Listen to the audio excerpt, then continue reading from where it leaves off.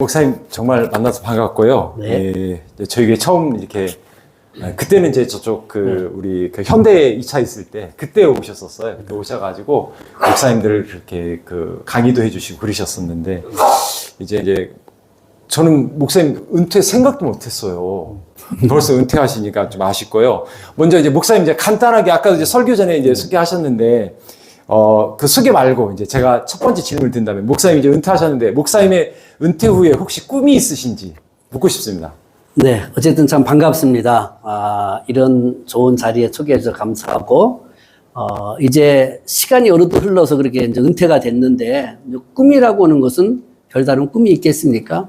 그저 이제 은퇴한 후에 또 하나님께서는 저를 향해서 어떠한 것을 계획하고 있을까? 저는 이거에 관심을 가지면서 특별히 1월, 2월은 제가 늘 하나님께 기도하면서 하나님, 은퇴한 나에 대한 하나님의 계획은 무엇입니까? 이것을 묻고 하나님이 이끄시는 대로 살아가려고 하기 때문에 꿈은 내 꿈이 아니라 하나님이 이루시는 대로 살아가는 것이 제 꿈이고 비전입니다. 아, 그렇습니까? 혹시 사모님 말씀에 순종하고 이런 거 아니시고요? 그거는 뭐 원래부터 잘합니다. 아, 원래 잘합니다.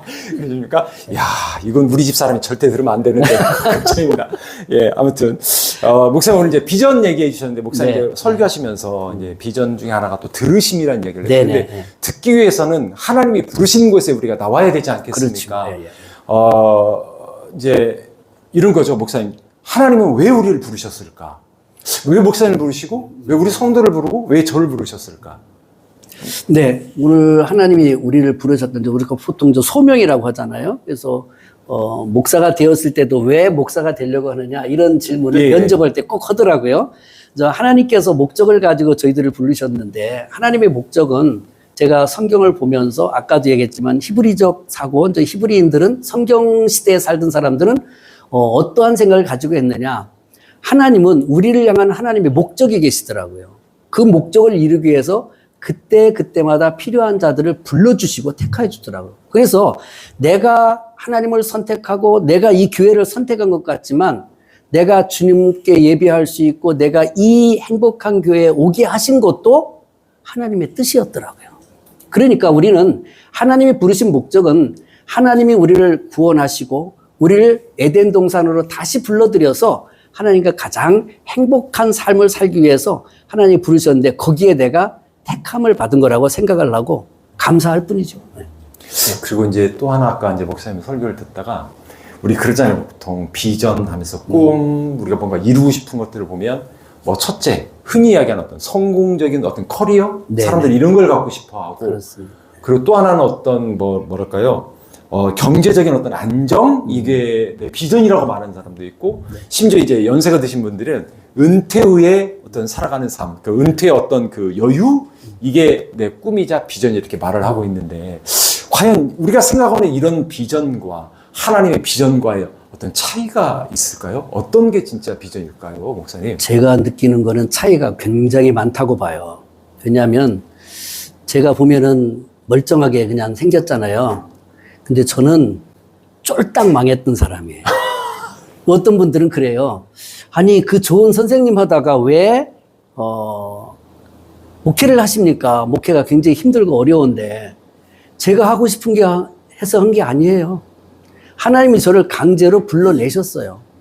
저는 정말 내가 성실하게 살고 정직하게 살면 행복할 줄 알고 그것이 전부인 줄 알았어요. 그런데 세상은 그렇지 않더라고요. 세상은 그렇지 않고 결국은 어떻게 보증도 쓰고 뭐 이러다가 제가 한마디로 말하면 쫄딱 망해가지고 그래서 제가 집사람한테 지금도 잘하려고 하는 게 옛날에 고생을 저 때문에 너무 많이 했어요.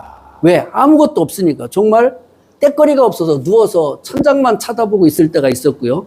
여러분들은 농 세 쪽이면 세 쪽 세워놓고 사시죠? 저는 농이 세워지지가 않아서 두 쪽은 야긴과 보아스처럼 방 문 앞에 세워놓고 하나는 뉘어놓고 옆에서 열었어요. 이것보다 더 힘들게 살면은 저보다 더 어렵다고 말씀을 하세요.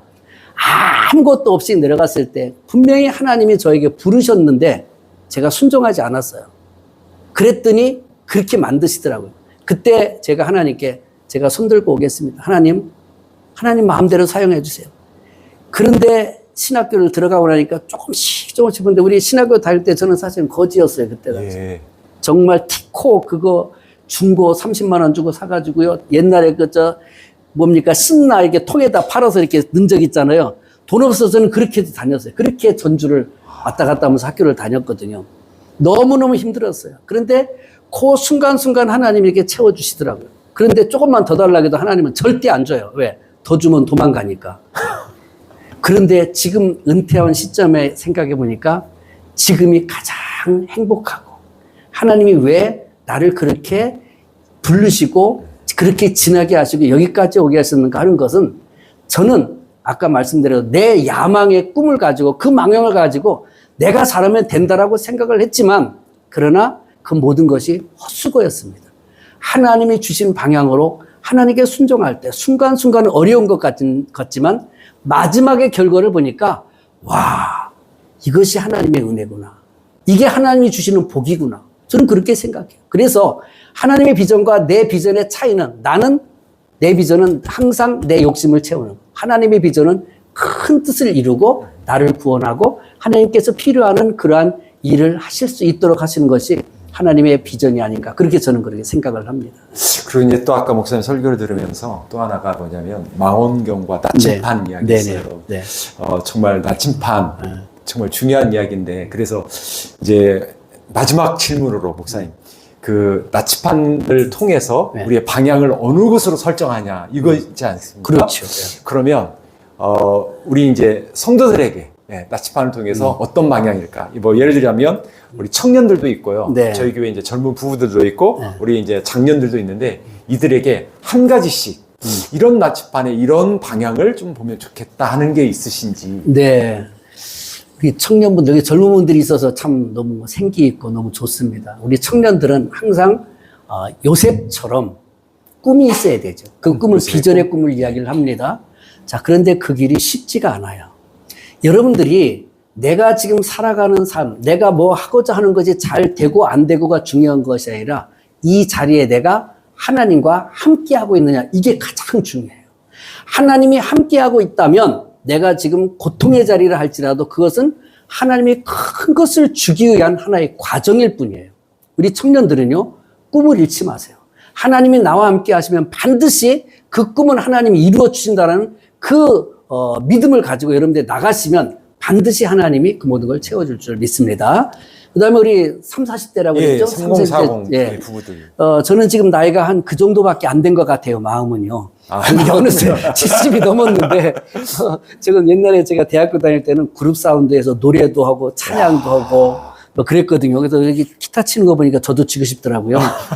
그럴 만큼 제 마음은 아직 젊습니다. 3040의 가장 중요한 것은 뭐냐면 가정이 있잖아요. 가정이 있는데 가장 사랑하는 소중한 사람들이 내 곁에 있다는 걸 알아야 돼요. 그거를 밖에서 찾으려고 하는 순간에 문제는 생기는 거예요. 하나님이 우리 가정을 지켜주시고 하나님이 우리에게 최고로 주신 것은 가정이에요. 사랑하는 배우자를 줬고 사랑하는 자녀를 줬어. 그 안에서 하나님이 이루고자 하는 것이 무엇인가를 여러분들이 기억하시고 우리 가정에 하나님이 함께 하시니 우리는 서로 사랑하고 이해하고 용서하고 품어주면 하나님은 반드시 여러분을 가장 아름답고 행복한 가정, 또 복된 가정으로, 또 물질적인 거 염려하지 마세요. 하나님이 모든 것이 하나님의 것인데 하나님이 한 번 해주면 끝입니다. 이렇게 뒤집으면 끝이에요. 아시겠죠? 그 다음에 이제 장년은 이제 저와 같은 분들로 생각을 한다면 우리는 경험을 자랑하죠. 내 과거, 왕년에는 내가 그랬어. 왕년 아무 소용없습니다. 이제 내가 가진 경험과, 그죠? 내가 가진 하나님이 주신 그 모든 것들을 어떻게 내가 주님을 위해서 쓸 것인가, 교회를 위해서 어떻게 봉사하고 섬길 것인가를 생각하세요. 그러면 건강해지고, 그러면 은혜가 더욱 충만해지고, 그러면 여러분들이 장수의 은혜를 하나님께서 허락해 주실 줄 믿습니다. 오직 우리는 하나님의 말씀 안에 있다라는 것만 생각한다면 청년이나 30, 40대나 작년이나 내가 지금 누구와 함께하고 있냐 이것을 생각한다면 여러분의 미래는 하나님이 다 책임져 주시리라 믿습니다. 그렇게 정리를 해도 될까요? 네, 목사님 너무 감사하고요.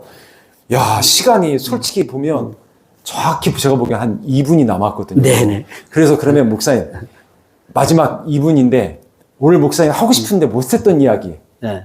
한 가지만 하신다고 한다면? 저는 그 뭐 무슨 이야기든 한지 간에 제가 느끼면서 너무너무 은혜 받은 게 하나님의 말씀을 성경 안에서 찾을 때가 가장 좋았어요. 저는 재주가 많고 이런 것 저런 걸 잘하는 게 많아요. 그래서 그거와 가지면 다 되는 줄 알았어요. 그런데 아니더라고요. 그래서 여러분들에게 이제 이런 말 하니까 자꾸 눈물이 나오려고 하는데 하나님의 말씀만 붙드세요.